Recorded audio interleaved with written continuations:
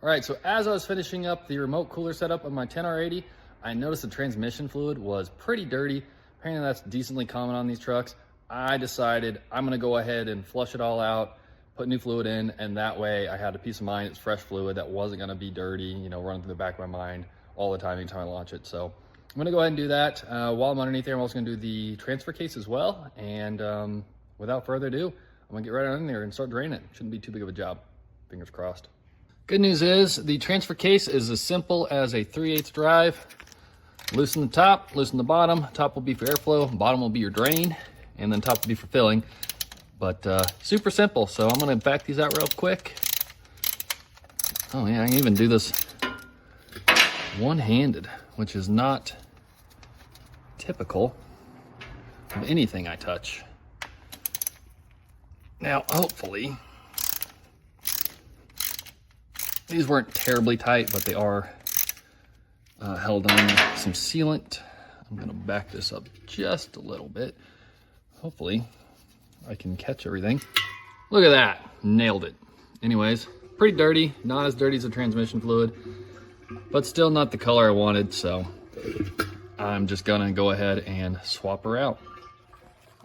Now that I've got my transfer case drained, I'm just gonna pop these cooler lines off, let them drain. That should capture all the fluid that's in the actual cooler itself. So that's gonna be my next step. All right, I got the mounting bolts taken off. I'm hoping this will be nice, easy. I say easy, it says no. All right, I might have to use two hands, sorry. All right, after I got two hands on it, one on the top, one on the bottom, came out without too much of a fight. Got it draining now, probably take a second.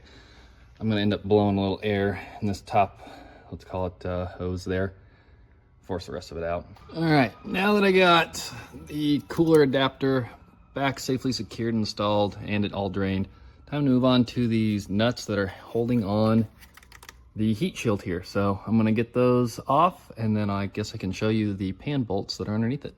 All right, not gonna lie, there are two bolts, I guess even further back than, you can't even see where my finger is, that are an absolute pain in the butt, especially if you have an aftermarket exhaust. I had to loosen this thing, wiggle around, fight it left and right.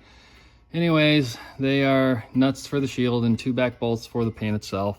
Got those out, fought, cried, over and done with. But now I'm going to loosen up the remaining bolts here that you see, and I will start relieving all the fluid in there and catch it.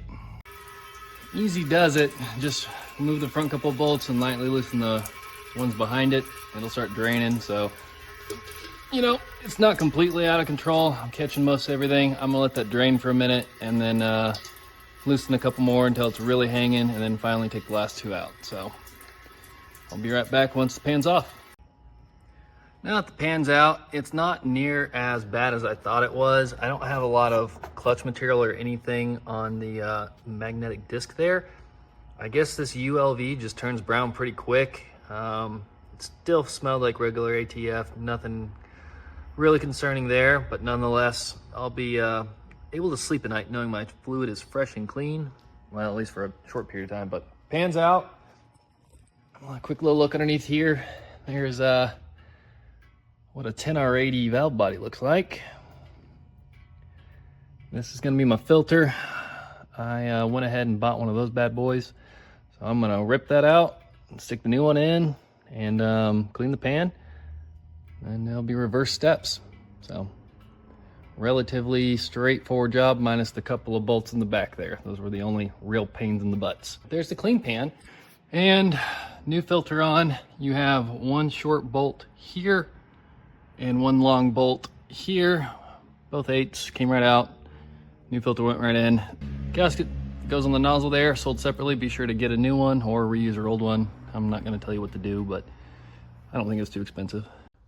All right, now that I have everything put back together and in its proper place, it is time to get some fluid in the transfer case and in the transmission itself. So I've got a pump. I highly recommend you figure out some type of transfer pump. These are, let's call it, not friendly for any other application to get fluid into there. So hopefully I don't squirt this everywhere. Oh, well, already squirting it a little bit. All right, I went ahead and pumped 5 quarts into the old transmission and started her up. She sucked about another 3 quarts down, and I've topped her back off after starting it up, let it suck some up. So right now we're at the bottom of the dipstick, and what I now need to do is just essentially let it run, get it up to temp, check the dipstick until it's full, or full on the dipstick, not necessarily full to the top. Other than that, she's all buttoned up. So it's that easy or that hard, however you want to look at it. Get out there, turn a wrench, do it yourself.